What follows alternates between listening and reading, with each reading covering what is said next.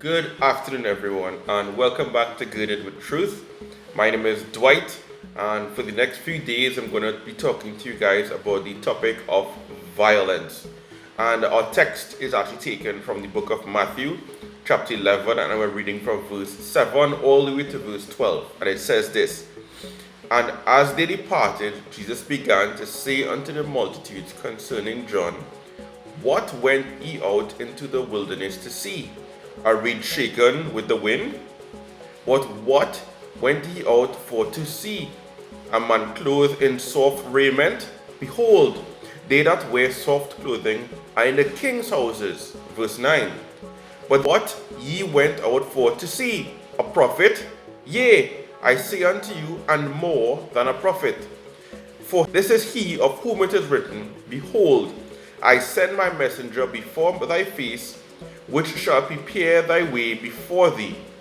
Verily I say unto you, among them that are born of women, there hath not risen a greater than John the Baptist. Notwithstanding, that he is the least in the kingdom of heaven is greater than he. And from the days of John the Baptist until now, the kingdom of heaven suffered violence, and the violent take it by force.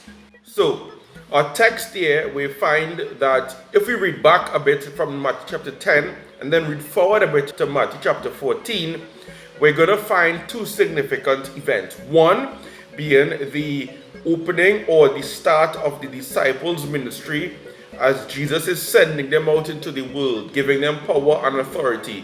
Take note of that. To where we're seeing the end of John the Baptist's ministry in chapter 14, where he then beheaded at the request of Herodias. Take note of that as well too, because we're going to find those points very interesting. So it starts here where we begin to read from is Jesus actually turning towards the multitude after John the Baptist's disciples have gone to ask Jesus, hey, are you the Christ? Are you the one that was spoken of? Are you the one that has been prophesied of? He's mentioning that to them that, hey, yes, I am the one, and he mentions that he did miracles and so forth to support that. And as John's disciples are going away, he turns toward the crowd to empower them and to teach them about the role and that they have, the power that they have, being disciples of Christ himself moving forward. So we're seeing there a shift or a change basically in terms of the way in which ministry itself is done, and it's the official quote-unquote change per se. This is what Jesus is referring to.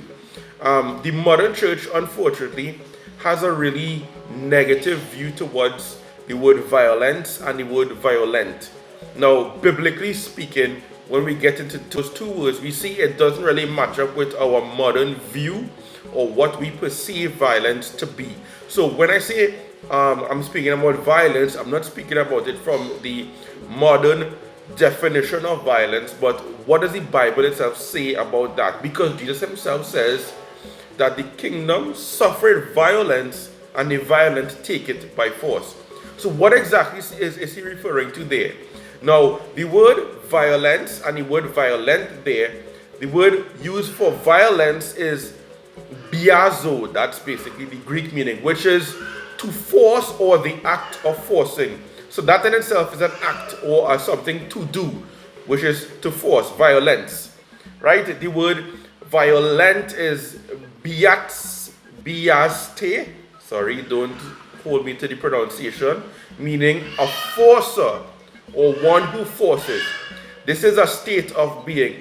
The interesting thing about that is that word biaste is basically, if you go down to the etymology of it, you go down to the root word of it is bio or to be. So you and I being human beings basically, and that word going on into bio, it means that our state of being essentially is violent. Now, to add a little bit more context to that, the both of them, those two words actually use force in it. Now, force from the biblical perspective actually is the word harpazo, meaning to seize, to catch away, to pluck up, pull, take. In essence, what it means is an applied energy or strength. So, as we go into the messages going forward, I don't want to make this too long.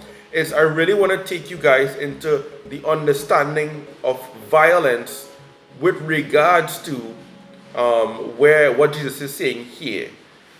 When he says the kingdom suffered violence, it means that the kingdom itself, things are taken away from the kingdom. So in essence, for us to get back that which was taken away, we have to take it by force. And that's exactly what we're going to talk about over the next few sessions. So just to put some context into it as I wrap up now, what has been taken away from you? Is it your peace? Is it your life in terms of where you were in Christ? Could it be your family, What about your son, your daughter, that child who, quote unquote, has been lost? People say that. Have they been taken away from you by force? So how are you then to approach that? By force. Have a good one.